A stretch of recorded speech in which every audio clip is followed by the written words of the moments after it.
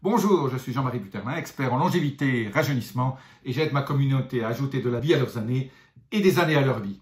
Aujourd'hui, je vous parle d'un nutriment extrêmement simple qui va réellement changer votre vie au niveau de la façon dont vous allez rajeunir et la façon dont vous allez paraître et la façon dont vous allez agir chaque jour dans votre vie.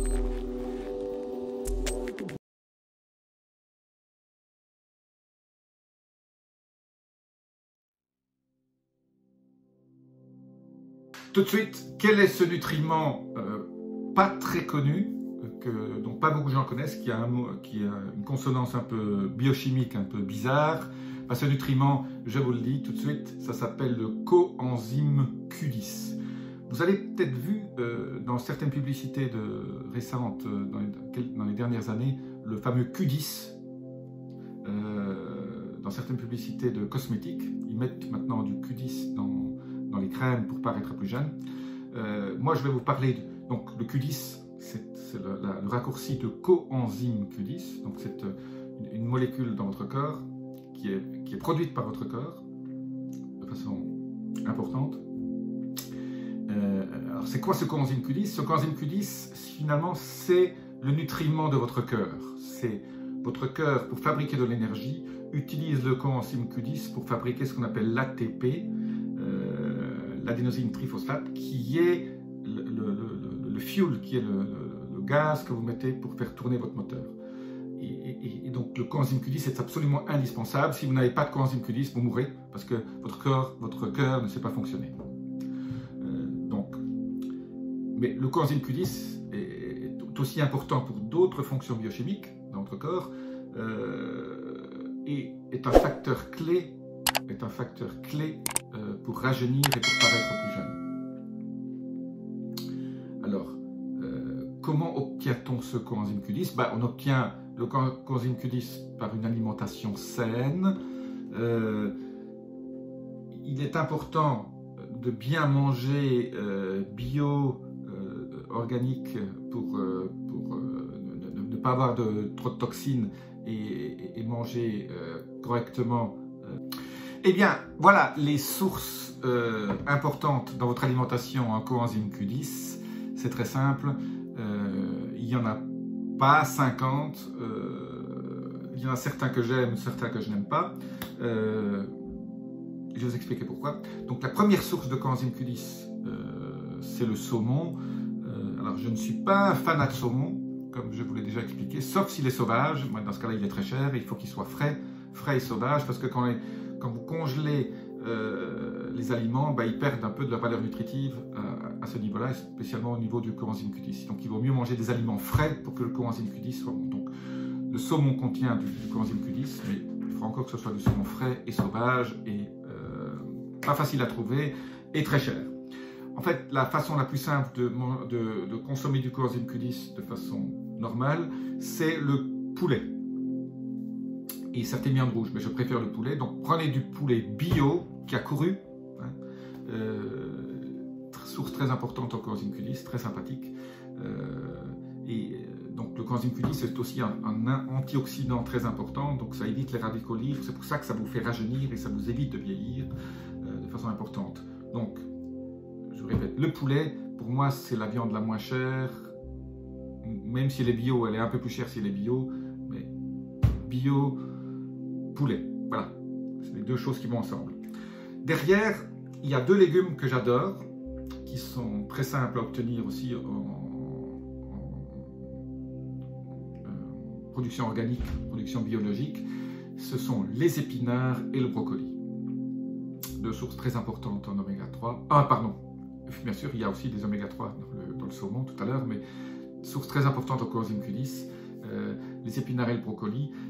J'aime bien les épinards crus aussi, donc si vous pouvez les faire en jus, vous les presser avec un juicer type Jazzmax ou QX qui extrait le jus de façon lente, pas dans une centrifugeuse, ou alors cuit, mais encore croquant. Pareil pour les brocolis, vous pouvez les manger crus, ou légèrement cuit à la vapeur, pas trop grand, pas trop forte, pour qu'on ne perde pas trop ses valeurs nutritives. Moi j'adore le brocoli avec un dip, vous faites un dip dans un petit petite sauce au curry ou à ce que vous aimez pour manger le brocoli cru.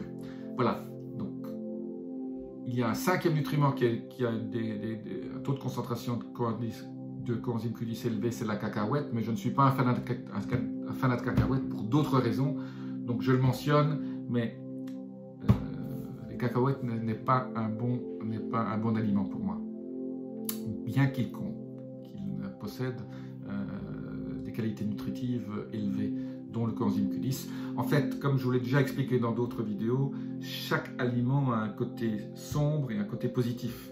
Ce qu'il faut, c'est que le côté sombre ne soit pas trop important par rapport au côté positif. Et donc, c'est un peu Dr Jekyll et Mr Hyde.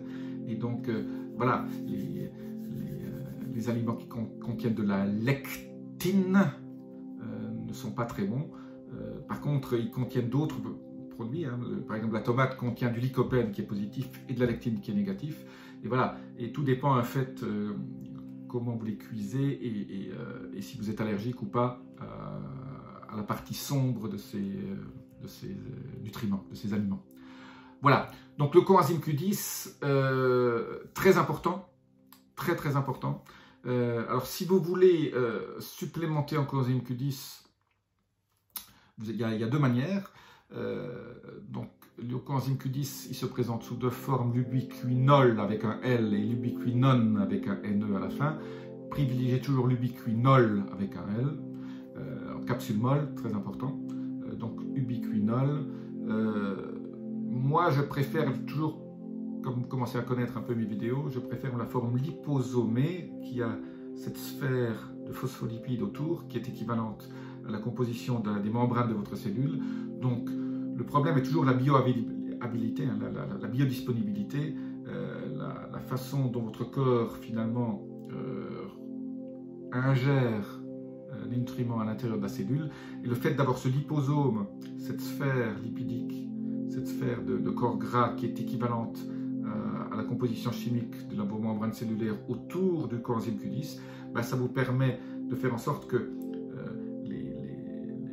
les cellules de votre corps attirent cette forme lipidique qui est autour du CoQ10, et ce coenzyme Q10 va pénétrer donc directement à l'intérieur de la cellule et agir au niveau de la mitochondrie et faire en sorte de produire de l'ATP, de faire son œuvre, qui est aussi toute la fonction antioxydante qu'il fait. Et donc, je vous mets ici un petit lien sur les 2 ou 3 coenzymes liposomés que j'aime beaucoup, qui sont sur le marché. C'est assez récent comme technologie liposomale au niveau du CoQ10, mais je vous conseille, c'est super. Là aussi, vous prenez ça une semaine sur 2 ou 2 semaines sur 4. Vous allez aussi sentir beaucoup plus d'énergie parce que votre cœur va recevoir plus de nutriments, donc vous allez vous sentir plus en forme et c'est absolument extraordinaire. Voilà. Donc, coenzyme Q10, une molécule pour le rajeunissement indispensable à votre régime quotidien. Donc je résume: poulet, brocoli, épinards, voilà, mes 3 aliments favoris pour le coenzyme Q10, ou alors une supplémentation en ubiquinol dans une capsule molle avec un L, ou une supplémentation en liposome de coenzyme Q10 si vous souhaitez encore être plus efficace. Voilà, je vous dis à très bientôt dans une prochaine vidéo qui vous donnera les conseils pour améliorer votre régime au niveau de votre look, au niveau de comment vous paraissez. Vous paraîtrez plus jeune, plus dynamique, plus d'énergie. En fait, tout ça est un ensemble. Hein. Votre corps n'est pas juste votre peau. Votre peau et vos cheveux, c'est une réflexion de la qualité intérieure de votre santé. Et donc, c'est pour ça que je vous donne des conseils comme ça, qui paraissent peut-être de temps en temps un peu loin de votre peau et de la façon dont vous paraissez, mais la façon dont vous paraissez dépend exactement de ce qui se passe à l'intérieur de vous. Voilà. Je vous dis à très bientôt dans une prochaine vidéo. Namasté.